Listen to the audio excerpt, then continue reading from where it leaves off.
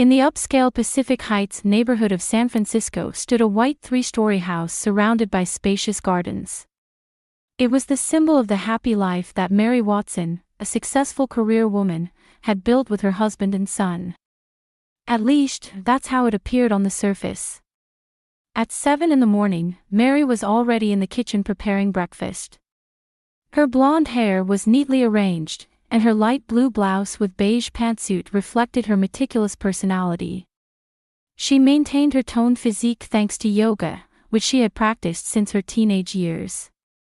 As the morning sunlight cast soft shadows on her face, Mary glanced at the clock while cooking an omelette. "Ethan. Time to get up." Mary called toward the stairs. No response. She sighed, walked upstairs, and knocked on her son's door.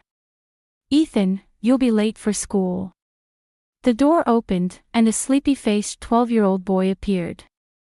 His brown hair was messy from sleep, and his blue eyes were still half-closed. "Morning, Mom," he said groggily. "Good morning, sleepyhead," Mary smiled, gently stroking his head. "Breakfast is ready. Any messages from Dad?" Ethan shrugged. "Just a goodnight message last night." Mary said nothing and returned downstairs. She had noticed the decreasing communication from her husband, James. As an executive at a major IT company, Silicon Valley Tech, his work had always been busy, but over the past few months, his business trips had increased significantly. Seattle, New York, sometimes even London or Singapore. His absence from home had become the norm. At the breakfast table, Ethan was engrossed in a game on his tablet. Mary watched him, inwardly amazed at how quickly her son was growing up. The little boy who had been in kindergarten not long ago was now about to enter middle school.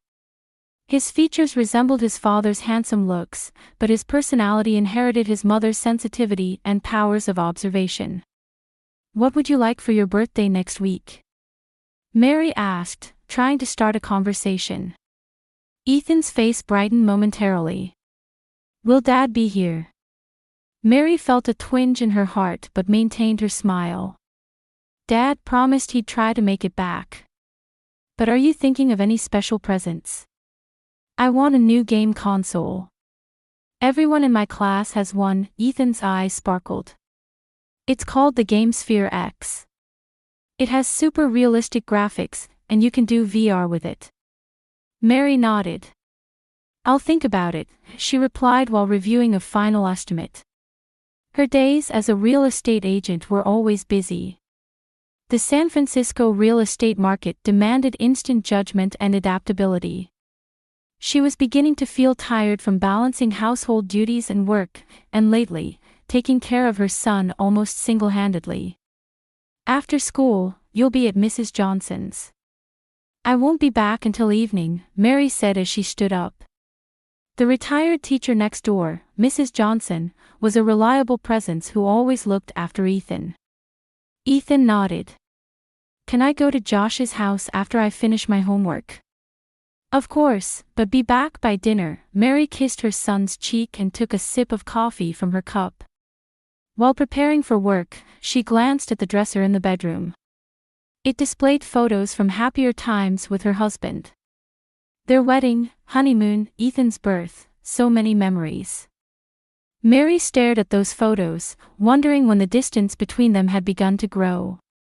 It started with small changes. He came home later, and their family time on weekends decreased. The bouquet James gave Mary for her birthday no longer included a handwritten message card, just a standard message that his secretary had probably ordered. And their conversations in bed at night became fewer. Mary picked up her handbag and did a final check in the mirror. She reassured herself, "It's okay. James is just busy with work. Next week is Ethan's birthday. It'll be a wonderful family time."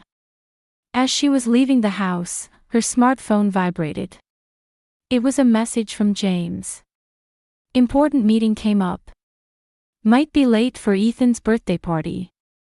But I've prepared a special present. Love you." Mary felt something twist inside her chest, but she replied, "Understood. Take care at work."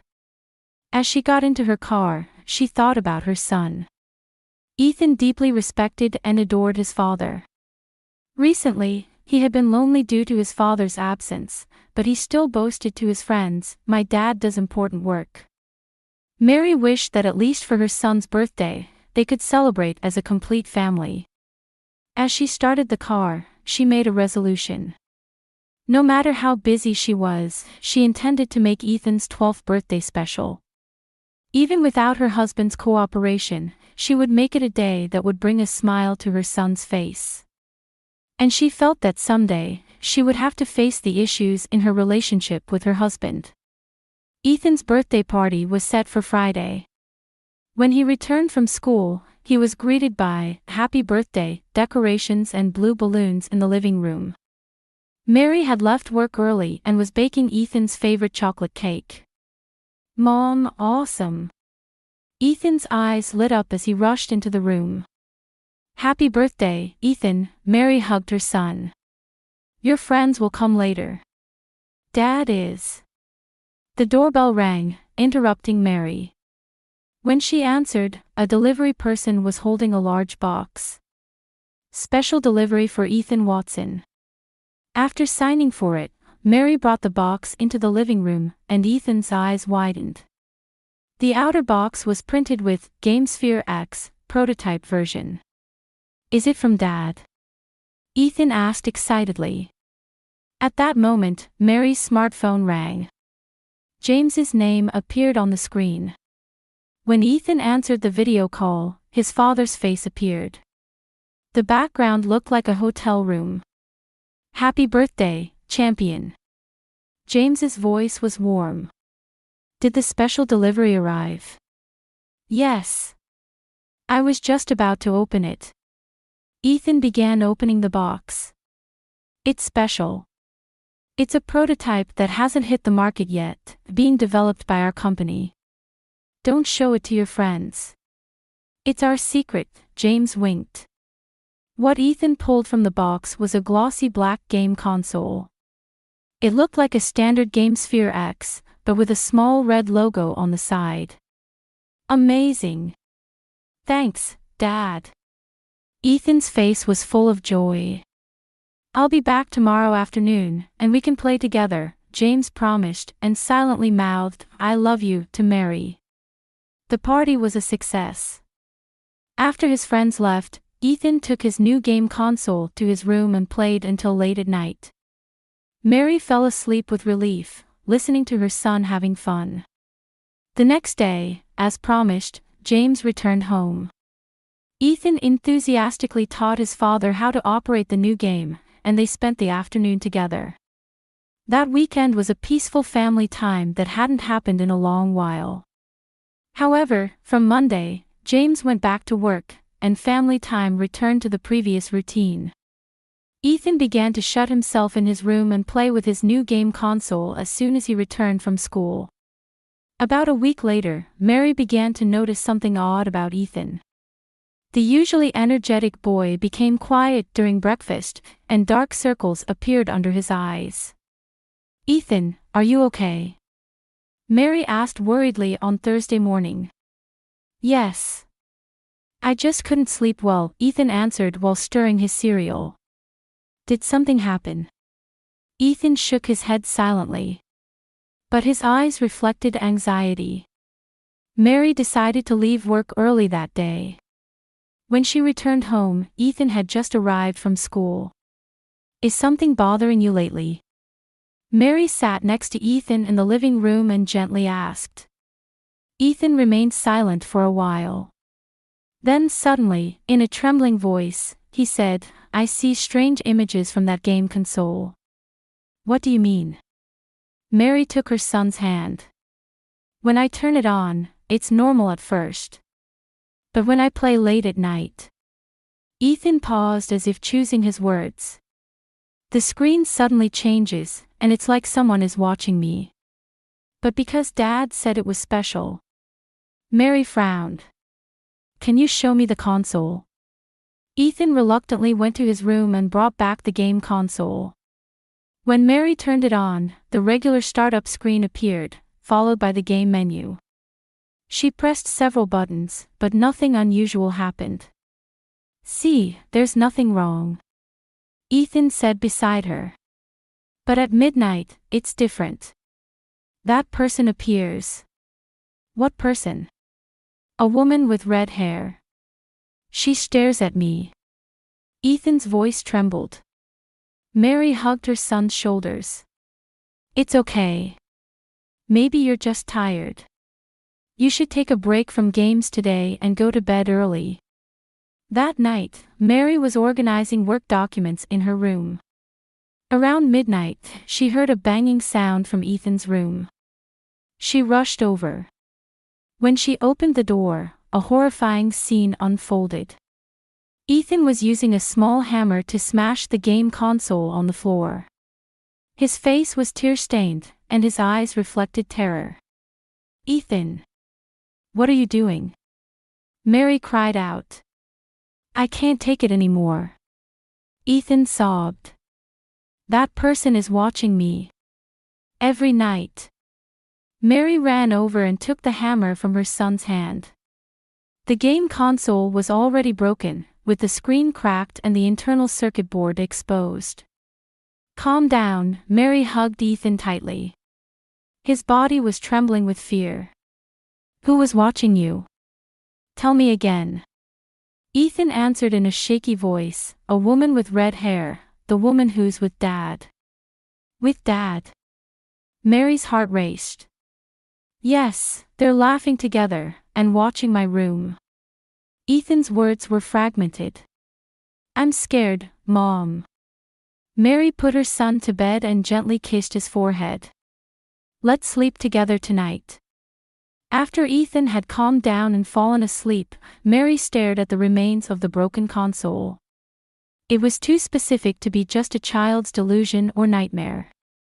There was something there. She gathered the broken game console and put it in a box. The next morning, Mary took the day off work and decided to take the game console to the police as evidence.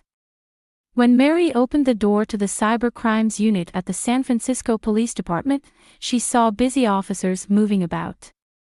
In one hand, she held a paper bag, and with the other, she firmly grasped Ethan's hand. The boy was still in his nightclothes. Mary had rushed to the police station without having breakfast or contacting the school, after gathering the fragments of the destroyed game console. "How can I help you?" asked a young female officer at the reception desk.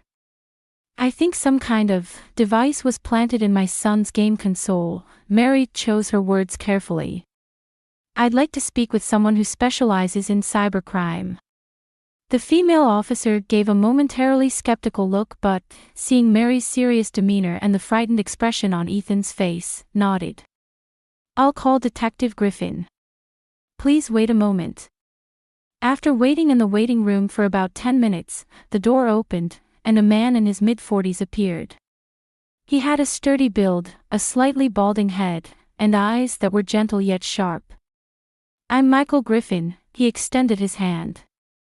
"A detective with the Cyber Crimes Unit. Let's talk about what's happening." Mary and Ethan were led into a small interrogation room. It was a sterile space with gray walls, a simple desk, and a few chairs. "First, can you tell me what happened?" Detective Griffin asked, opening his notepad. Mary explained everything from her son's birthday until the previous night's events. She told him about the special prototype game console from her husband, the changes in Ethan's behavior, and how Ethan had said a red-haired woman was with Dad, watching me. Detective Griffin listened intently, occasionally taking notes and particularly observing Ethan's expressions. When Mary finished speaking, he slowly took the broken game console out of the paper bag. "This is the console in question," he confirmed. "Yes. My son smashed it with a hammer, so..." Detective Griffin carefully examined the broken screen and exposed circuit board. GameSphere X, indeed a bit different from what's commercially available. Ethan, he addressed the boy in a gentle voice. Can you tell me more about what you saw? Ethan answered in a small voice, staying close to Mary. At first it was normal. But a few days ago, when I was playing games late that night, the screen suddenly changed, and that person appeared. A woman with red hair. The person with Dad. Did she say anything? Ethan shook his head. No. But she was smiling. And it was like she was looking around my room. He demonstrated with trembling hands. Like a camera moving. Even when I was sleeping. I felt like I was being watched. Detective Griffin frowned. He looked at the game console again and noticed some small components inside. May I have this examined?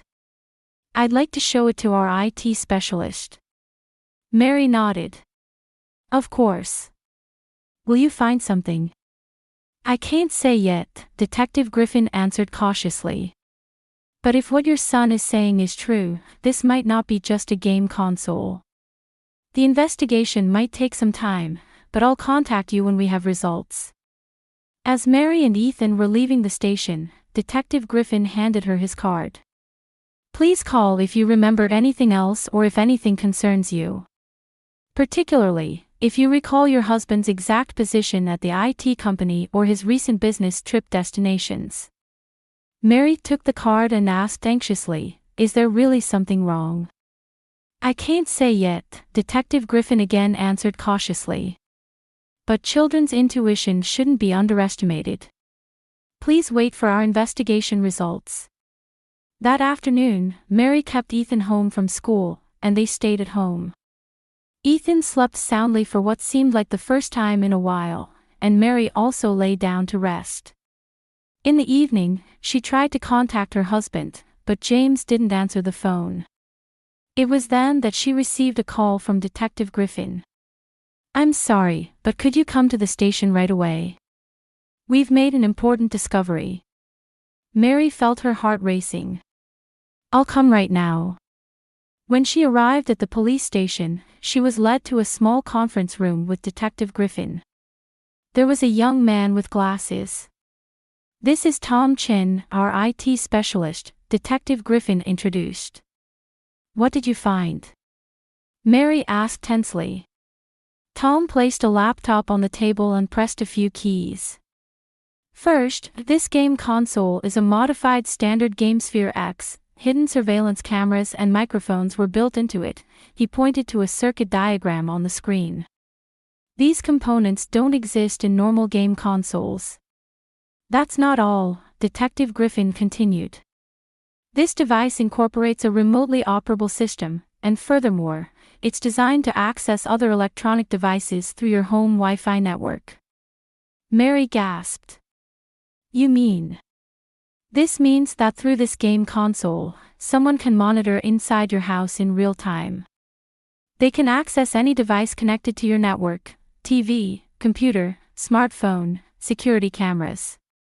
The color drained from Mary's face. Who?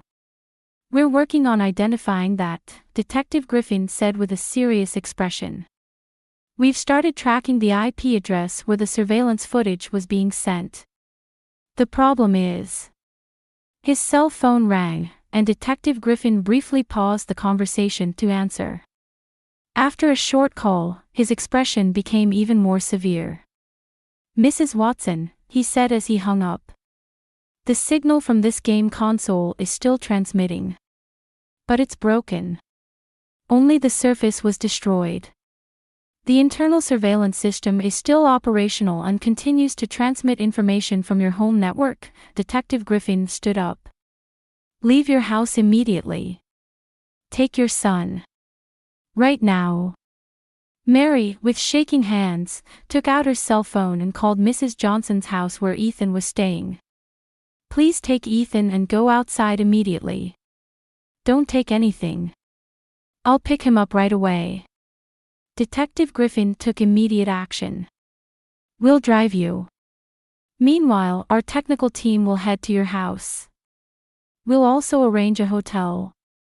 When Mary and Ethan approached their home in the police car, they could see Mrs. Johnson and her son standing on the street. Mary jumped out of the car and hugged Ethan. "Are you okay?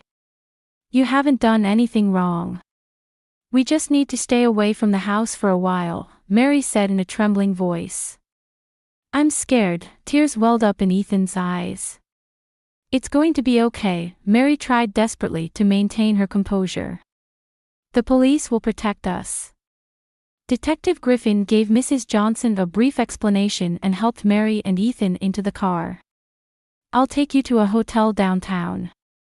You'll be safe there." When they arrived at the hotel room, Mary finally regained some composure. Ethan, exhausted, was sleeping on the bed. She turned to Detective Griffin. "What is this all about? Is it just stalking?" Detective Griffin solemnly shook his head. "It's likely more than that. To embed such an advanced surveillance system into a game console requires considerable technical skill and funding. And the red-haired woman your son saw with your husband," he continued, choosing his words carefully. "This could be a much bigger problem. Corporate espionage, theft of personal information, or, Mary asked fearfully. "Or, it could be planned surveillance by someone close to you." Detective Griffin looked straight into Mary's eyes. "We're still in the early stages of investigation. Have you contacted your husband?" Mary shook her head. "He's not answering his phone." "Leave it that way," Detective Griffin instructed. "We'll contact him. And I've provided a new cell phone. Don't use yours." He stood up and walked toward the door. "Please stay here for a while. We'll station an officer in the hallway. Let us know if you need anything." Mary nodded. "Thank you." After Detective Griffin left, Mary stood by the window, looking down at the night city. Questions swirled in her mind. Who was monitoring her family? Why would they plant a surveillance device in her son's game console? And was her husband involved? Mary watched her son's sleeping face.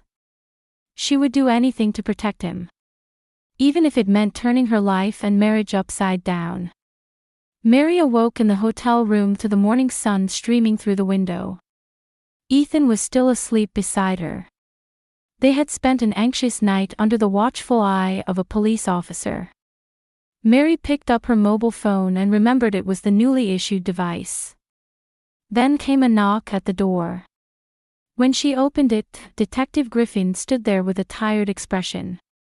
He had probably been investigating all night. He was holding 2 paper cups of coffee. "Is your son still asleep?" Detective Griffin asked quietly as he entered the room. "Yes," Mary accepted the coffee, showing her gratitude. "Any progress?" Detective Griffin sat on the sofa and let out a deep sigh. "More than progress, the situation is more complex than anticipated. Tracking the IP address transmitted from the game console revealed it was linked to your husband's company, Silicon Valley Tech's VPN." Mary gasped. "That means..." "Also, our technical team's investigation of your home network found that multiple monitoring programs have been active for the past 3 weeks. There were traces of access to security cameras, smart TVs, and even your personal computer." Mary put down her coffee cup with trembling hands. "Who? Why?" "Well," Detective Griffin continued, choosing his words carefully. "We looked into your husband's activity history, credit card usage records, hotel reservations at business trip destinations. A pattern emerged." He took out a tablet and showed her several photos. The first showed her husband at an upscale restaurant. Sitting next to him was a woman with long red hair. Samantha Wright, 35 years old. A colleague who works in the IT department at Silicon Valley Tech, Detective Griffin explained. "For the past 6 months, your husband and she have stayed at the same hotels and dined at the same restaurants during business trips." Tears welled up in Mary's eyes. She tried to control her emotions, but her voice trembled. Are you saying she's his affair partner? Probably. However, this isn't just an affair. Detective Griffin showed the next photo. It was Samantha operating a laptop.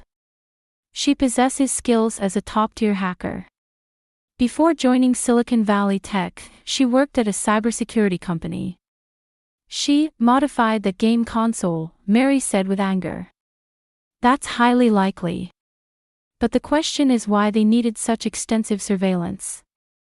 Detective Griffin scrolled through the tablet and displayed bank documents.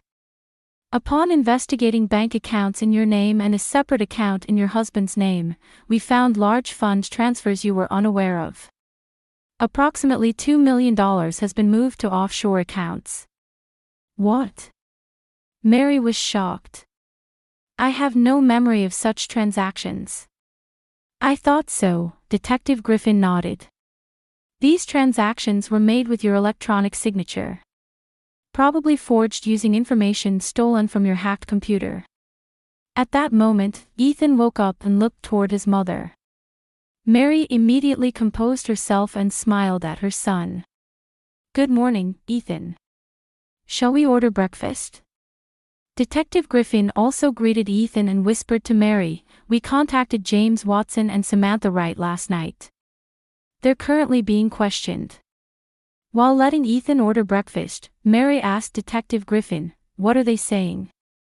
James initially claimed it was just a professional relationship, but when confronted with evidence, he admitted his relationship with Samantha. However, he claims he knew nothing about the surveillance activities. I can't believe it. But, Detective Griffin continued, Samantha is speaking quite frankly. She says they were gathering evidence to proceed favorably in divorce proceedings and to gain information about James's hidden assets from your conversations with Ethan. Divorce? Mary was surprised. James never once mentioned divorce to me. According to Samantha, James was planning to divorce you. However, her real purpose was. Detective Griffin hesitated momentarily. Apparently, it was James's assets. She was gathering information from your conversations to access his hidden assets. She was manipulating him. Mary said bitterly. Yes. And this morning, prosecutors issued indictments against both James and Samantha on charges of illegal entry, privacy invasion, psychological abuse of a child, and financial fraud. Ethan finished ordering breakfast and returned to his mother's side. Mary gently stroked her son's head and asked Detective Griffin, what happens now? You and Ethan will be placed under protection for the time being.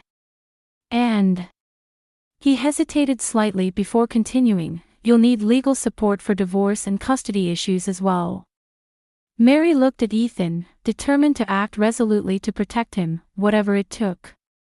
Though the pain of betrayal was still raw, protecting her son's future and her own was more important. I understand, she said in a strong voice. I'll do whatever is necessary. 1 year later, in a quiet residential area of Marin County, a little distance from San Francisco. Mary was retrieving mail from the mailbox in front of a 2-story house on a street beautiful with autumn foliage. Ethan, you'll be late for school, she called into the house. 13-year-old Ethan came bounding out of the front door with a backpack over his shoulder. His expression no longer showed any trace of the fear from a year ago. Can I go to Jason's house after school today? He asked as he got into the car. Of course. But be back by 7, Mary said with a smile. The new life was going better than imagined. After the divorce was finalized, Mary moved to a new town with Ethan. She started her own real estate company, Watson Properties, and was already achieving small successes.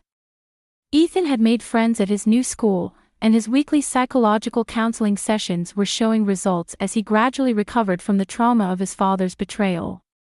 When she returned home, Mary looked out at the garden from the living room window. The changing seasons seemed to mirror the changes in her heart. The anger and sadness she had felt until a few months ago had now transformed into quiet determination and the strength to move forward.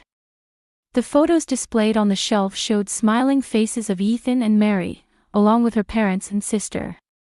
James's photos had been consciously removed. Her eyes fell on a newspaper headline on the living room table: Silicon Valley Tech illegal surveillance case perpetrator released this month after completing sentence.